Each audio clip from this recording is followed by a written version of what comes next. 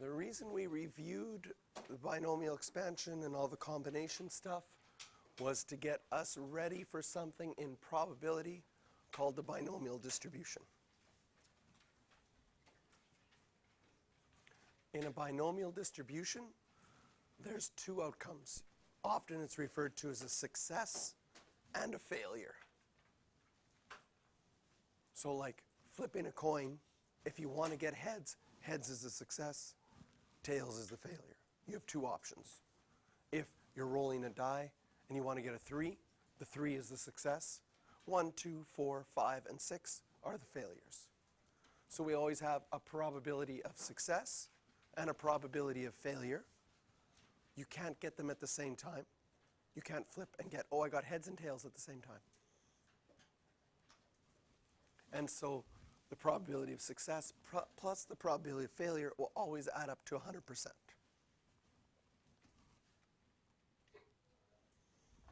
Some properties, what you're going to do is you're going to do an experiment a certain number of times. You could flip a coin 10 times. There's only the two possible outcomes, heads or tails, heads or tails. Sorry, where were we? Fixed number of trials, two possible outcomes, success and a failure. Each trial is identical. It's not like you're flipping a coin and all of a sudden it's like, oh, now heads is 80% chance and tails is 20. It stays 50%, 50% every single time.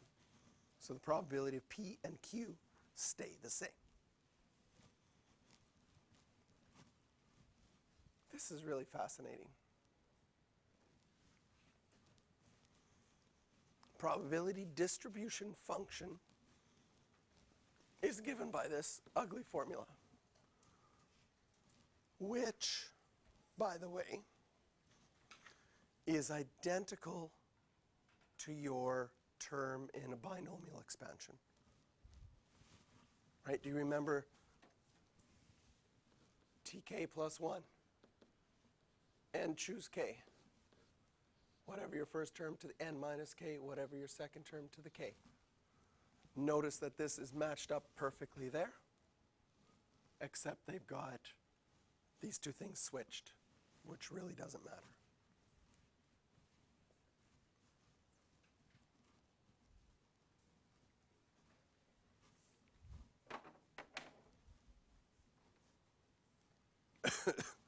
So our job over the next couple of questions is to see if we can understand what this means, how it works, and how to apply it.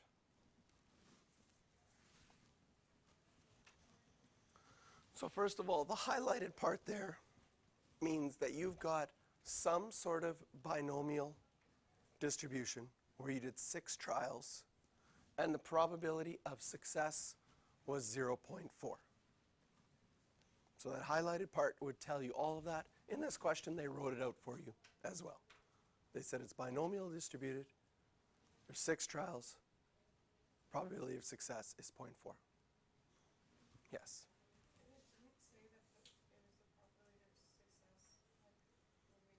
Yes, from the 0.4, they always give you the probability of success. Okay? So you could find any possibility using this formula. And what you're really doing, remember our probability distribution charts? Where you had x and the probability x equals x. If you had 6 trials of something, like if you're flipping a coin 6 times, is it possible to get 0 heads? Yes. 1 head? Yes. So in 6 trials, there's going to be 7 possibilities every single time. Just like when you do a binomial expansion, if you had to the power of 6, how many terms were there? 7. Always one more. Same thing happens here, because you could have 0 successes up to 6 successes if you did 6 trials. So I want you to start to make these connections between things. If I figured out each one separately, probability of getting a 0, probability of getting a 1, and so on, right? If I wanted to find out the probability of, oh, this is a different example. I don't want to do that one yet. Just go back one. Nope. Forward. There we go. If you wanted to fill out this chart, you could. So above your VARs button, it says distributions. We're doing a binomial distribution. So if you go to distributions, they've got a whole bunch of distributions listed. Lucky for us, binomial isn't one of them until you go down far enough. So if you go to binomial probability distribution function, that's what the P stands for, probability distribution function, and push enter on this, it says, how many trials do you want to do? Let's say I want to do 6. That's what our example was. What was our probability of success? 0.4. Okay? You can find a specific x value. I also think you can leave that x value blank. I'm going to leave it blank because I want it to calculate all of them. And paste. See what happens if I push paste. Binomial PDF, 6 trials, probability of 0.4. I push enter, and it gives me 1, 2, and if I went over all 7 answers. In fact, those 7 answers would be what I could put into here. The first one was 0.046. Am I right? Did I remember it? 0.047. Ooh, 46. 3 sig figs, I need one more. 467. The second one was 0.187. And so on. Now, if I use the arrow over key, if I use my arrow key, I could see more of them.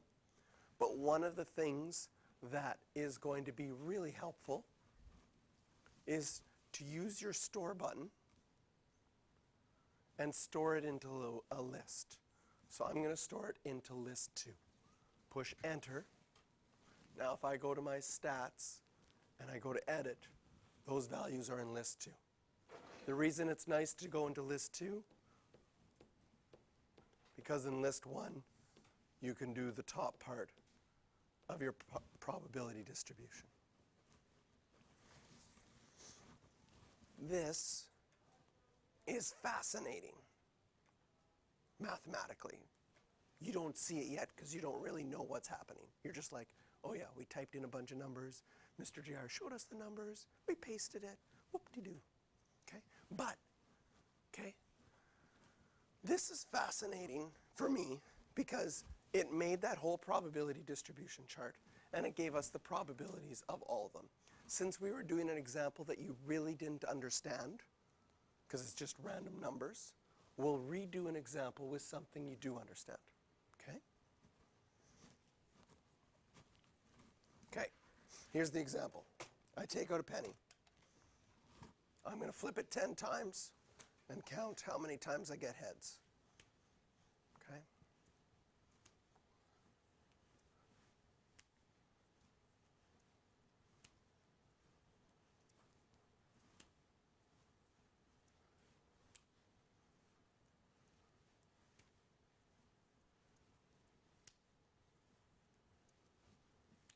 Okay. That was 10 times. I counted how many times. Okay. Would you play this game? Again, I shouldn't try to take money from you, but it's always the most fun. You guess, you pay $1. If you guess the amount of heads that I flipped, I give you $3. Is this a good game for me to play, or would I lose money? That's the kind of question that you could have. If I just did it once, that would be a bad game for me. Because you have a 50-50 chance of winning. I have a 50-50 chance of winning. If you win, I have to pay you $3. If you win, you have to pay me $1. not a very good bet for me, because you'll win half the time, I'll win half the time, and you'll win more. Your expected value would be a half times 3. You'd expect to win $1.50, and I'd only expect to win 50 cents. But as soon as we do it 10 times, things start to change. What is the most probable thing that should happen? How many heads? 5. Makes sense, 50-50, right? So, but if I did it 10 times, in a probability distribution, I could have between 0 and 10. Both 0 heads and 10 heads should be highly unlikely, but it is possible. If I go to my calculator and I go distributions, binomial distribution, I've now done 10 trials with the probability of success being 0.5. I paste that, push enter, I store that into list 2, and now I can look at my data, right? The chances of getting 5 heads is the most likely, but it happens just under 25% of the time. So if you picked 5 heads and I flipped, you would win 25% of the time. I would win 75% of the time. Our expected value at $1 and $3, 75% of $3.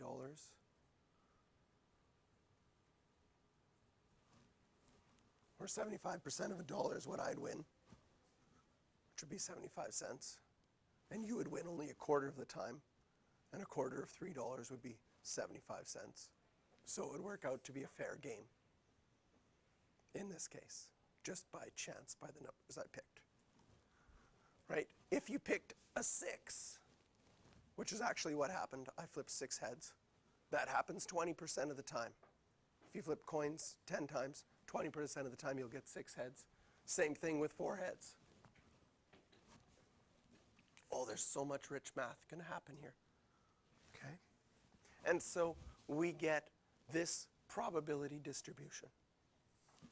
If we put this probability distribution into a histogram, do you remember from your statistics unit how to do that? No. Yes? Maybe? You go to stat plot, turn it on, go to histogram, X list, list 1, Y list, list 2,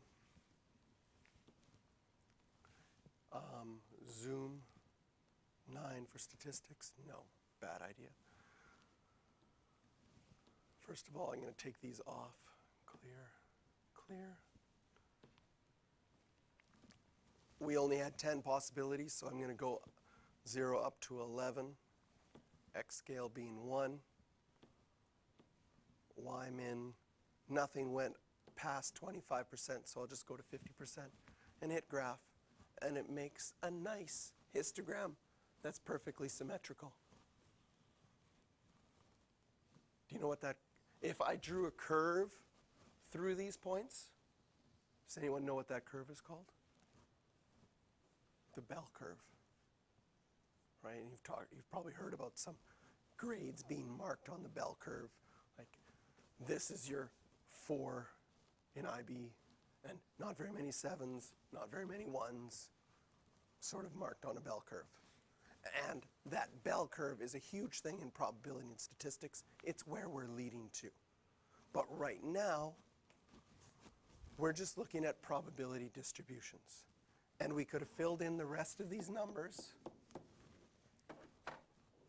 from the binomial distribution. Second example, if we had a binomial distribution with 5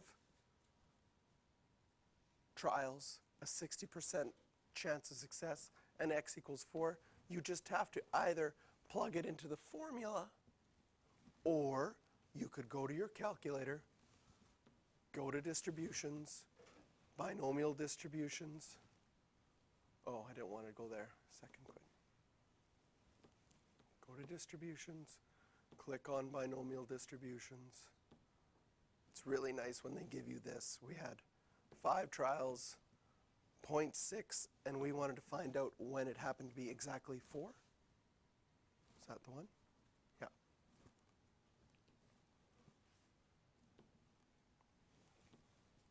So if you want to find a specific value, you can add that in, and you get the numbers that way as well. These questions, looking at the numbers, can you see that they're almost always calculator questions? So in this case, if I had a choice between using the formula and just type it into my calculator, I'd probably just type it into my calculator.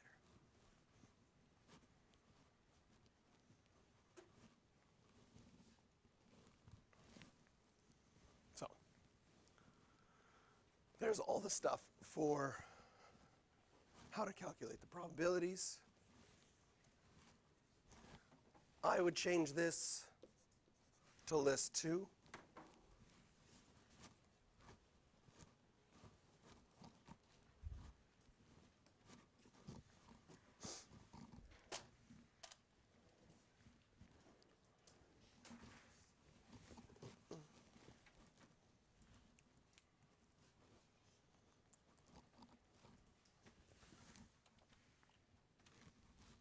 So, a manufacturer finds that 30% of items produced from the assembly lines are defective.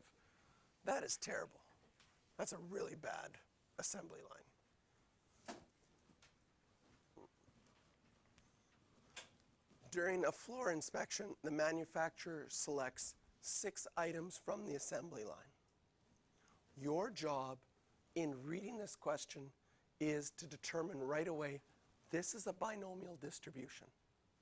It's probably the hardest thing in this unit, is reading the question and going, oh, it's one of those. How do we know this is a binomial distribution? There's a fixed number of trials. He selected 6 items. There's 6 trials. There's a probability of success, 30%, and a probability of failure, 70%. So we want to find that there are 2 defective ones. You know you're trying to find the probability x equals 2. Your probability of success is 0.3. Or you could just do this on your calculator with Binom PDF. Plug things into the formula, boom, get your answer. Or plug things into your calculator. There's a 32% chance that if he picked 6 items off the conveyor belt, that 2 of them would be defective.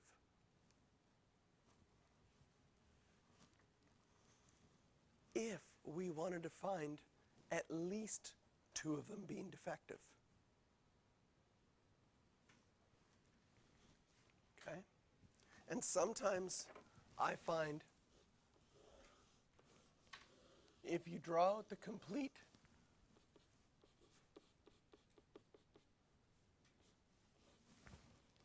probability distribution, it's really easy to see what we're trying to find. If you had 6 trials, how many could be defective? 0, 1, 2, 3, 4, 5, or 6 of them. Each of those would have a separate probability. If you wanted to find at least 2 defective, can you see you'd have to take this answer, plus this answer, plus this answer, plus this answer, plus that answer? Does that make sense for at least 2 defective? So the probability distribution chart can help you visualize what the question is asking. There would be 5 answers that you could add up. Or can you see that you could figure out those 2 and subtract it from 1? Because a probability distribution chart has all the possibilities, adds up to 1. So this visual here can really help us say, oh, I know what I want to do. So when we see the math, okay, what did I decide to do? I decided to figure out the 2 red ones and do 1 minus that one minus the other one.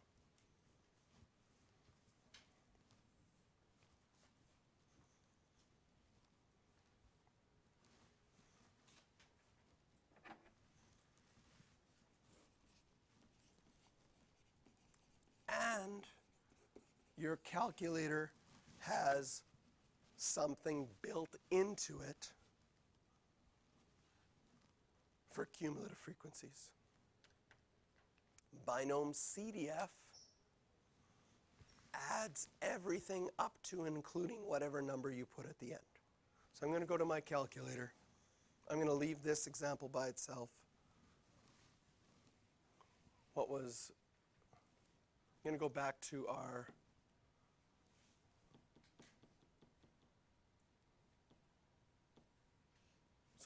Binom PDF, 10 trials, 10 flippings of the coin, 0.5, delete, have a list of all of them.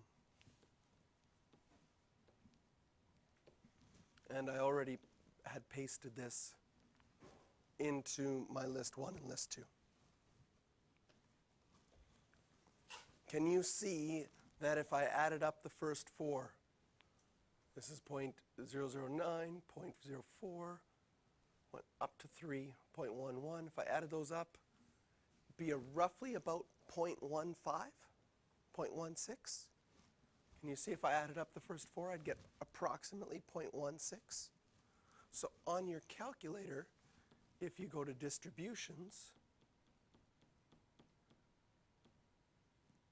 and Binom CDF, it says if I want to do 10 trials, 50% chance of success, the first 4 would be 0, 1, 2, and 3. So if I want to calculate up to the third one, oops, I didn't want to do it there. Sorry. Let's do it here. Distribution. Binom CDF.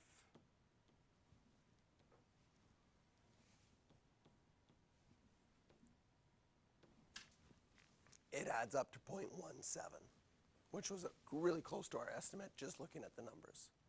So the Binom CDF will add up all the probabilities up to a certain number. So in this case, I wanted to go up to 1 because then it would add those 2 together. If I wanted to add the first 3, I'd go up to 2. Again, 1 minus those probabilities will give you the total that you'd have. So here's the instructions for using Binom CDF on your calculator. Right, 3 trials, 50% chance of success. 2, finds the cumulative probability of getting 0 heads, 1 head, and 2 heads. Got 87.5% chance of doing that.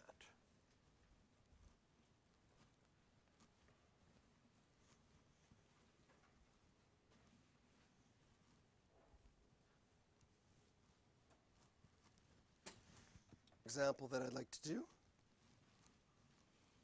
Sophie has pots labeled 1 to 10. Each pot and its contents is identical in every way.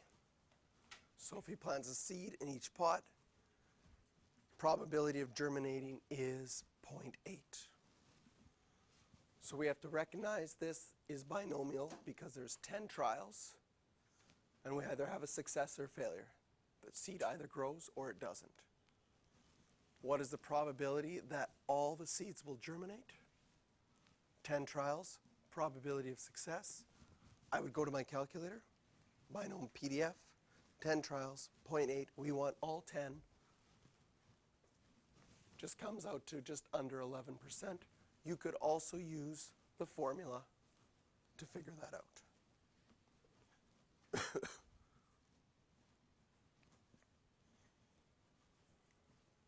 Part B. What is the probability that only 3 seeds will not germinate? 3 seeds not germinating means 7 seeds will germinate. So 10 trials, 0.8, 7 seeds. Could you see that you could do the same thing?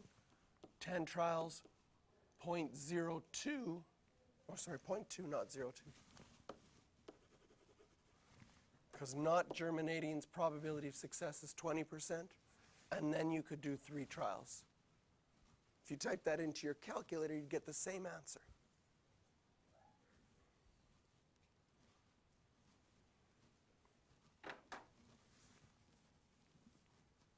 And finally, what is the probability that more than 8 seeds do germinate? Again,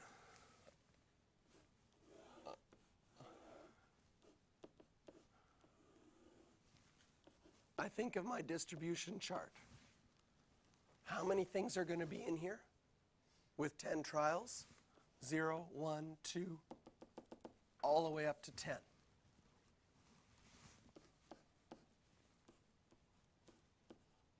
And so on.